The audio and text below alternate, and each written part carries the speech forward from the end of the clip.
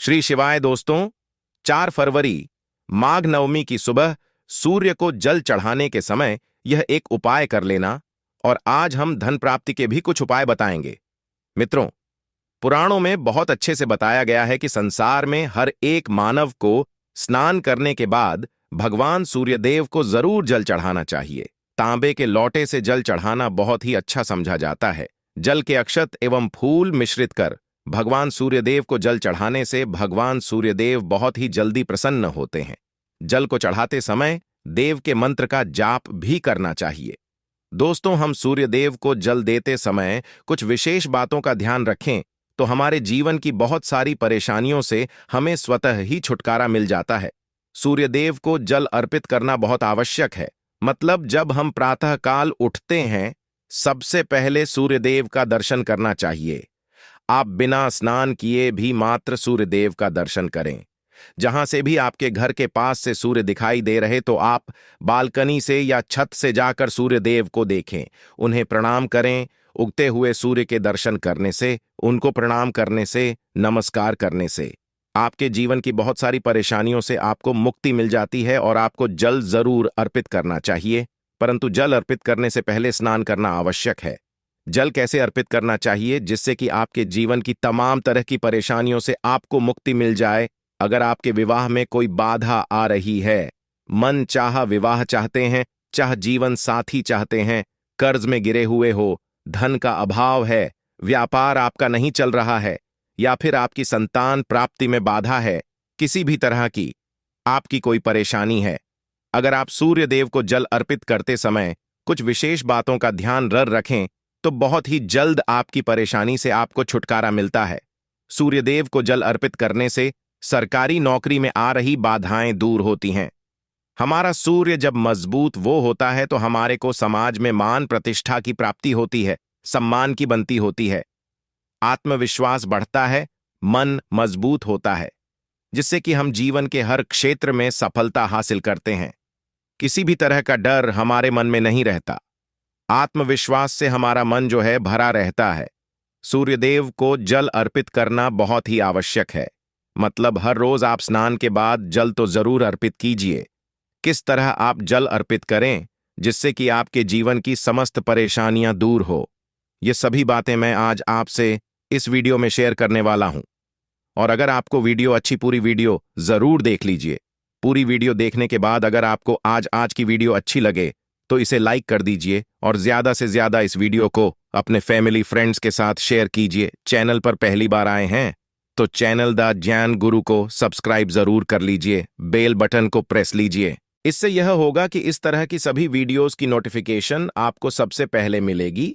अब बात करते हैं कि सूर्यदेव को जल अर्पित करते समय हमें किन बातों का विशेष रूप से ध्यान रखना चाहिए, क्योंकि भविष्य पुराण के अनुसार सूर्य को अर्घ देते समय कुछ खास का ध्यान रखना चाहिए। तो कौन सी है वह बातें जिससे कि ध्यान अगर हम रखेंगे तो सूर्य की कृपा हमें बहुत ही जल्द मिल जाती है। सबसे पहले अगर आपको सूर्य देव को जल देना है, जो कि देना ही आपको, तो प्रातःकाल जल्दी उठना चाहिए। जल्दी मतलब सूर्योदय से पहले उठ जाए। सूर्य के निकलने से पहले हमें उठ जाना चाहिए।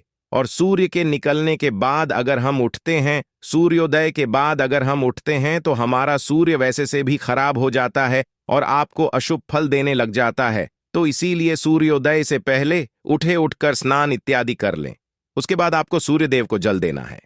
साफ स्वच्छ वस्त्र धारण करके सूर्यदेव जहां से भी आपको दिखाई दे, अपने घर में बालकनी से आपको जल देना चाहिए। अच्छा, अगर सूर्यदेव ना दिखाई दे, आप किसी ऐसी जगह रहते हैं जहां से सूर्य नहीं दिखाई देते हैं, तो ऐसे में आप अपने घर में जिस भी कमरे में है, अगर आप कमरे में भी हैं, वहां पर भी सूर्यदेव को स्मरण करते हुए किसी भी पात्र में जल दे सकते हैं।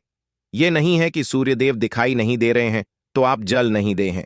आप बिल्कुल अपने कमरे में बैठकर ही सूर्यदेव की आराधना करें, उनको स्मरण, उनके मंत्र का जाप करें, आदित्य हृदय स्तोत्र का पाठ करें। और सूर्यदेव को जल भी आप अपने कमरे में ही किसी भी पात्र में दे सकते हैं। और उसके बाद उस पात्र का जल उठाकर आप किसी गमले में डाल दीजिए। तुलसी के गमले में नहीं डालना है, इस बात का आपको ध्यान रखना है। और उसके बाद आपको स्नानित, अगर आपको सूर्यदेव दिखाई दे रहे हैं घर से, तब तो अत्यंत श्रेष्ठ है। आप अपनी छत पर या बालकनी से सूर्यदेव को देखते हुए जल अर्पित करें। तो इसके लिए आपको का एक पात्र तांबे के लोटे से सूर्यदेव को जल अर्पित करना चाहिए और आप उसमें शुद्ध जल भरें। उसके बाद ही आपको सूर्यदेव को जल देना है। सांप स्वच्छ जल भरकर और दोनों हाथों से आपको पात्र पकड़ना है। दोनों हाथों से जब आप पात्र पकड़े तो इस बात का ध्यान रखें कि आपके अंगूठे का स्पर्श उस पात्र से नहीं होना चाहिए और आप तभी भगवान सूर्यदेव को जल अर्पित करें। सूर्य को जब जल दे रहे हैं तब आपको यह भी ध्यान रखना है कि जब वह धार है तो वह आपके पैरों पर उसके छींटे ना पड़े।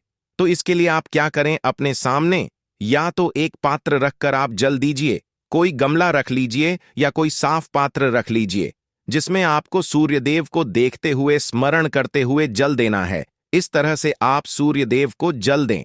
और जब आप सूर्यदेव को जल देते हैं तो मंत्र जरूर बोलना है आपको, ओम सूर्याय नमः, ओम भास्करा नमः या ओम ब्रह्म स्वरूप।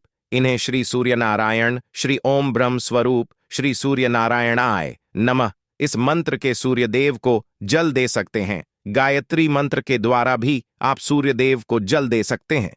तो मंत्र का उच्चारण करते हुए, जिस भी मंत्र का आप उच्चारण कर पाते हैं उसका उच्चारण करते हुए भगवान सूर्यदेव को जल देना चाहिए।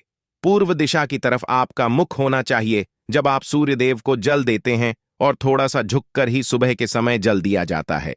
तो इसी तरह से आपको जल देना है और आपको ध्यान रखना है कि जब आप सूर्य को जल देते हैं तो जो अहद गिरती है पानी की, जो आप अर्पित कर रहे हैं, तो जल की धार गिर रही है, उसके बीच से जो सूर्य की किरणें आती हैं उसको देखिए और उसे देखते हुए आपको जल देना चाहिए।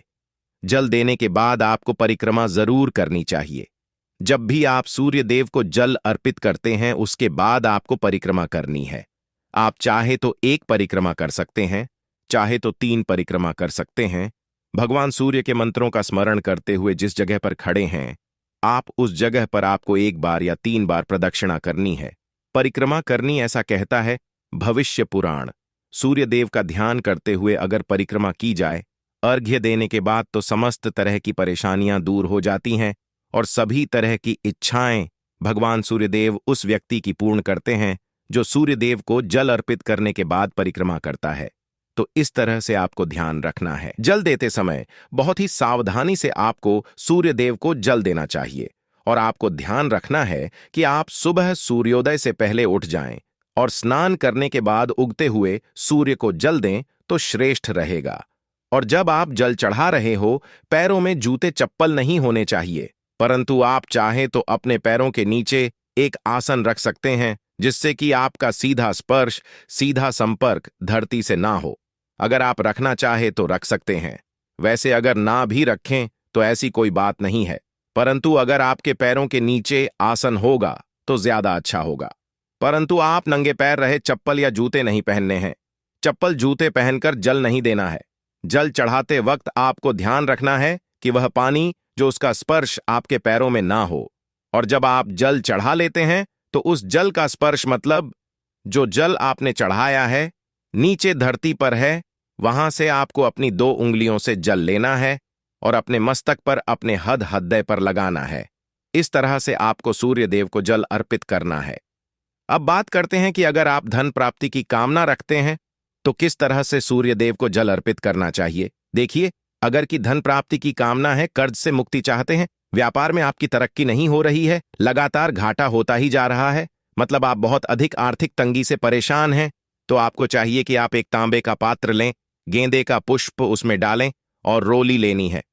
आपको कुमकुम या रोली उसमें फिर थोड़ा सा अक्षर डाल लीजिए और उसके बाद भगवान सूर्यदेव को देखते हुए उगते हुए सूर्य को प्रातःकाल देखते हुए अर्घ देना है। ओम सूर्या, इस तरह से मंत्र जाप करते हुए आप सूर्यदेव को अर्घ दे। इस मंत्र का, जिस भी मंत्र से आप जल, इस मंत्र का यथासंभव आप जाप करें। जितना अधिक आप जाप करेंगे सूर्यदेव की कृपा आपको उतनी अधिक हासिल होगी और सूर्य मजबूत होंगे तो आपको धन लाभ भी होगा, कर्ज से भी मुक्ति मिलेगी और व्यापार में अगर कोई परेशानी है तो उससे भी आपको मुक्ति मिलती है। दोस्तों, यह कर्ज मुक्ति का धन लाभ का सर्वश्रेष्ठ उपाय है। आपको जरूर करना चाहिए। अगर आपके विवाह में किसी तरह की बाधाएं आ रही हैं, मनचाहा जीवन साथी चाहते हैं, तो आपको चाहिए कि आप एक तांबे के पात्र जल लें और उसमें आपको कनेर का पुष्प डालना है। पीला कनेर का पुष्प ले सकते हैं आप। और आंवले का रस चाहिए, आंवले का रस ले लीजिए, और हल्दी का पाउडर। ये तीनों चीजें आप उस पात्र में डालें और इस जल को आप सूर्यदेव को देखते हुए सूर्य के मंत्रों द्वारा ओम सूर्याय नमः, ओम भास्करा नमः, इस मंत्र के द्वारा आपको करना है। और यह आपको हर रोज करना है। तो आप रविवार से शुरू कर दें। जल देना, अगर आप पहले से नहीं दे रहे हैं तो रविवार से शुरू कर दें। और ये तीनों चीजें आपको जल और मन, चाहे जीवन साथी की कामना या फिर जल्द विवाह की कामना से, आपको सूर्यदेव को प्रणाम करके यह उपाय करना है। बहुत ही जल्द आपको सूर्यदेव की कृपा मिलती है और आपके विवाह में आ रही बाधाएं दूर होती हैं। अगला जो उपाय है, संतान की प्राप्ति के लिए या पत्ती जीवन को सुखमय बनाने के लिए कौन सा उपाय करना चाहिए, किस तरह से सूर्यदेव को जल देना चाहिए। अगर आपके संतान प्राप्ति में बाधा आ रही है तो आपको चाहिए कि आप तांबे के पात्र में शुद्ध जल भरें। उसमें आपको थोड़ा सा रोली लेना है, अक्षत लेना है और लाल कनेर का पुष्प लेना है। लाल पुष्प डालकर आप भगवान सूर्यदेव को जल अर्पित कीजिए। लाल पुष्प, अक्षत और रोली, ये तीनों चीजें आपको जल में डालनी है। उसके बाद भगवान सूर्यदेव को जल अर्पित करना है। ओम सूर्याय नमः, ओम भास्करा नमः गायत्री मंत्र का भी जाप कर सकते हैं, या ओम ब्रह्म स्वरूप। इन्हें श्री सूर्य नारायणाय नमः, इस मंत्र के द्वारा भी आप सूर्य देव को जल दे सकते हैं। तो इस तरह से आपको जल देना है और इस उपाय से, इससे जल देने से आपके विवाह में, आपके संतान प्राप्ति में जो बाधाएं आ रही हैं, चाहे विवाह में जो परेशानियां आ रही हैं, जैसे कि दांपत्य जीवन में मधुरता नहीं है, तो भी इस उपाय को करने से आपको दांपत्य जीवन में मधुरता होगी, संतान की प्राप्ति होगी। और इस तरह से जब हम जल देते हैं तो घर में सुख समृद्धि का भी आगमन होता है, धन लाभ भी होता है, तो बहुत श्रेष्ठ होता है। लाल पुष्प डालकर अगर आप भगवान सूर्यदेव को जल देते हैं और सुबह सुबह भगवान सूर्यदेव को जल देकर उनके मंत्रों का जाप करना बहुत श्रेष्ठ माना जाता है। आप अगर परेशानी से जूझ रहे हो, परेशानियों से घिरे हुए हो, कोई रास्ता ना मिल रहा हो, आपको सूर्यदेव को जल जरूर देना चाहिए। अगर आप प्रतिदिन भगवान सूर्यदेव के मंत्र का जाप करेंगे और सूर्यदेव को जल अर्पित करेंगे, बहुत ही जल्द आपकी परेशानी दूर हो जाती है। चावल होता है जिसके टूटे हुए दाने ना हो, बिल्कुल साबुत चावल होता है, उसे अक्षत कहा जाता है। तो थोड़े से अक्षत, रोली और बेलपत्र डालकर सूर्यदेव को जल देना है। 7 बार जल देना है। जैसा कि बताया जाता है, आपको 3 बार में जल देना चाहिए। रोक रोक कर एक ही पात्र का जल हम 3 बार में देते हैं। हमें पत्र डालना है, तो इस विशेष सामग्री की वजह से हम इस जल को 7 बार में भी दे सकते हैं। तो आप रोक रोक उसे जल को, एक पात्र के जल को ही 7 बार में दीजिए। सूर्यदेव को देखते हुए आपको बोलना है नमः ओम भास्करा नमः। तो इस तरह से इस मंत्र को बोलते हुए अगर भगवान सूर्यदेव को जल अर्पित करते हैं, जल्द ही आपके मन की कामनाएं पूर्ण हो जाती हैं। आपकी भी कामना भगवान सूर्यदेव से कहे, थोड़े समय तक आप आदित्य हृदय स्तोत्र का पाठ कर सकते हैं। चाहे तो 1 बार या 3 बार या फिर 108 बार गायत्री मंत्र का जाप कर लीजिए, या भगवान सूर्यदेव का कोई भी एक मंत्र जिसका आप 108 बार जाप कर सकते हैं। जरूर इस उपाय को करने के बाद कीजिए, इससे आपकी कामना शीघ्र पूर्ण हो जाती है। दोस्तों, आज की वीडियो में हमने सूर्य को मजबूत करने का उपाय बताया। सूर्य को करने हैं, सूर्य आत्मा के कारक हैं और सबसे जरूरी है आत्मविश्वास का बलि होना। अगर हम में किसी भी तरह की सफलता पाना चाहते हैं तो बहुत जरूरी है कि आप सूर्य की आराधना कीजिए, प्रतिदिन कीजिए। और रविवार के दिन विशेष रूप से, और फैक्ट्री, नौकरी, दुकान या कुछ भी ना चल रहा, चारों तरफ से नुकसान ही नुकसान हो रहा हो, तो आपको यह एक उपाय केवल 1 दिन कर लेना है। और गुरुजी ने कहा कि आप कुछ ही दिनों में देखेंगे कि आपके जीवन में कितना बड़ा चमत्कार हुआ है। धन हासिल के नए नए मार्ग बन जाते हैं, जीवन की सारी बाधाएं समाप्त हो जाती हैं और आपको सुख समृद्धि की हासिल होती है। तो चलिए जानते हैं इस विशेष उपाय के बारे में। परंतु उससे पहले एक निवेदन है कि अगर आप चैनल पर नए हैं तो कृपया चैनल को सब्सक्राइब जरूर कर लें और कमेंट बॉक्स में जय मां लक्ष्मी जरूर लिखें। माता लक्ष्मी, दोस्तों, हम लोग अक्सर खाना थोड़ा ज्यादा ही बनाते हैं, और फिर कुछ खाना बच भी जाता है। सब्जी या ग्रेवी अक्सर खत्म हो जाती है और केवल रोटी बच जाती है। अगले दिन बासी रोटियों को घर के सदस्य या बच्चे खाने से कतराते हैं। अगर आपके घर में भी ऐसा होता है तो यह जानकारी आपको हिलाकर रख देगी।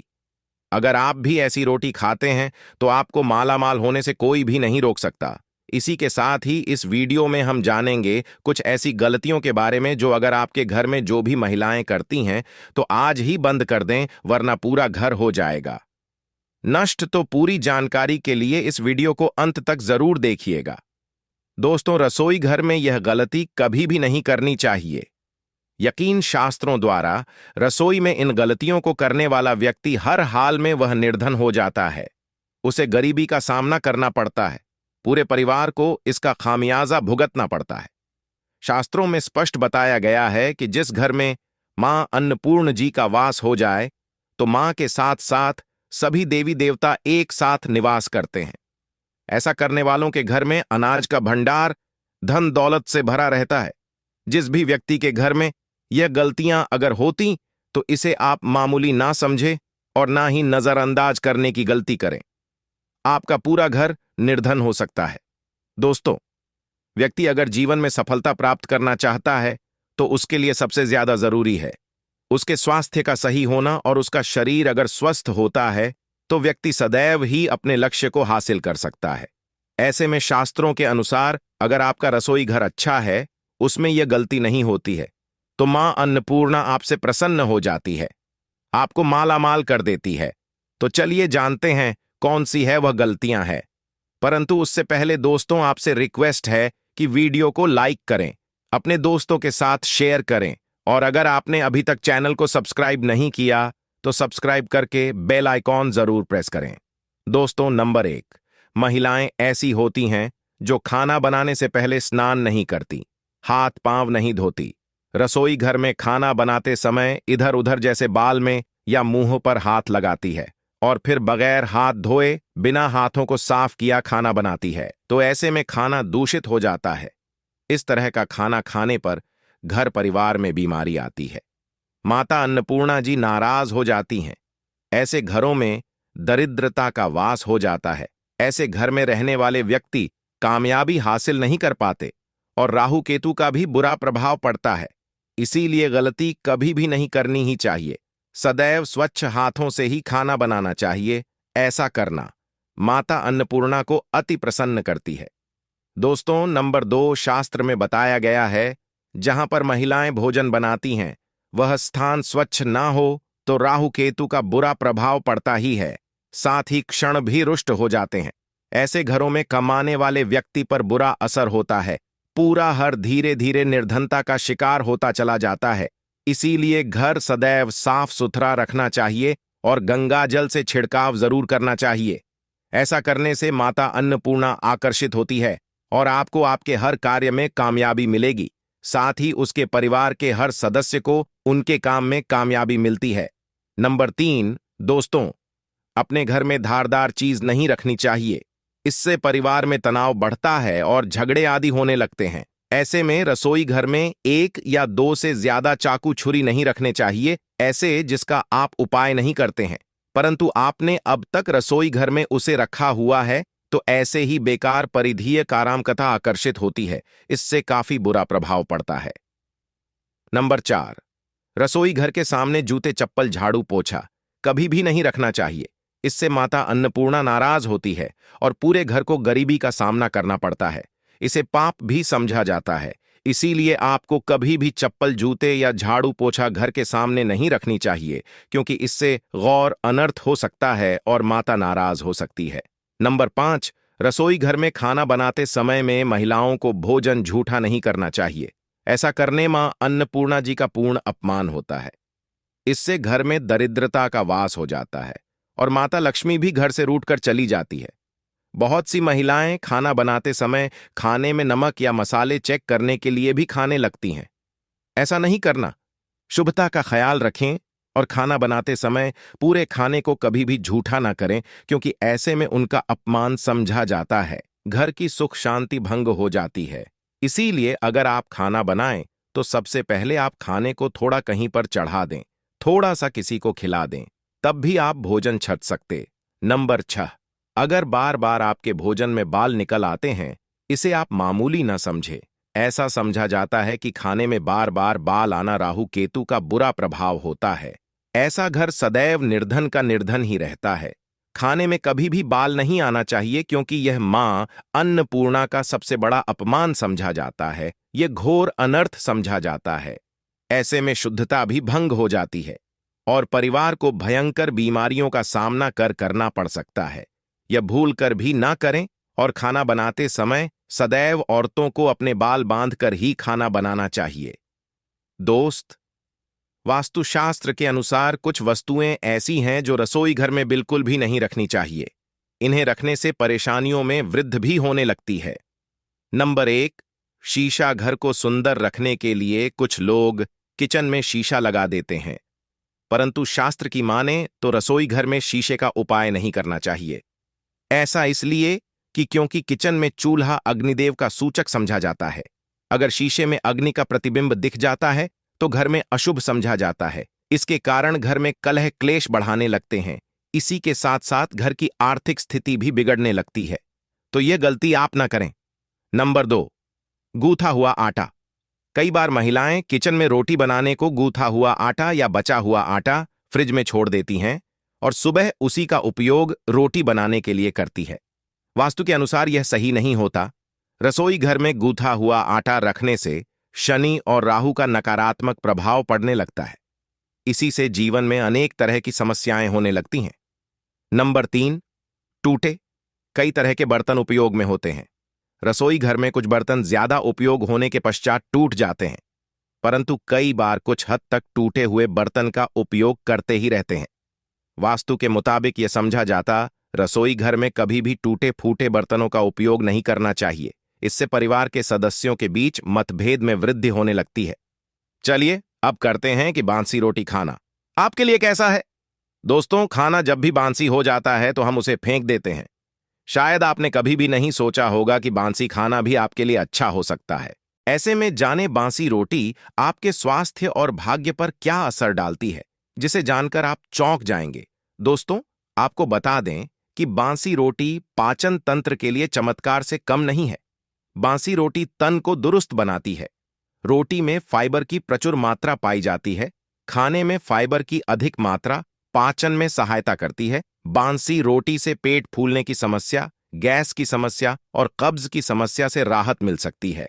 इसीलिए दोस्तों, बांसी रोटी आपके लिए वरदान है। इसका उपयोग करें। वहीं अगर शास्त्रों की माने तो भोजन वैसे तो ताजा ही खाना चाहिए, परंतु जब तक भोजन खाने लायक है, खराब ना हुआ हो, तो उसे कभी फेंकना नहीं चाहिए, क्योंकि यह भोजन का अपमान है। ऐसे में जो व्यक्ति बांसी भोजन को फेंकता नहीं है और उसे ग्रहण करके सम्मान देता है, तो ऐसे व्यक्ति पर मां अन्नपूर्णा सदैव प्रसन्न रहती है। परंतु इसमें एक बात का ध्यान देना बहुत ही आवश्यक है। बासी रोटी को जब भी आप खाएं या छोटे बच्चों को दें, तो पहले आप उसे चेक जरूर कर लें। अगर बांसी रोटी में से रेशियो निकल रही है तो आपके बच्चे की जान जा सकती है या आप बीमार भी पड़ सकते हैं। बांसी रोटी भले ही किसी चमत्कार से कम ना हो, परंतु लंबे समय तक बांसी रोटी घर में रखना झर के समान मानी जाती है। इसीलिए रेशियो वाली रोटी कभी भी ना खाएं। वीडियो में लास्ट तक देखने के लिए धन्यवाद। मिलते हैं अगली वीडियो में। जय मां लक्ष्मी।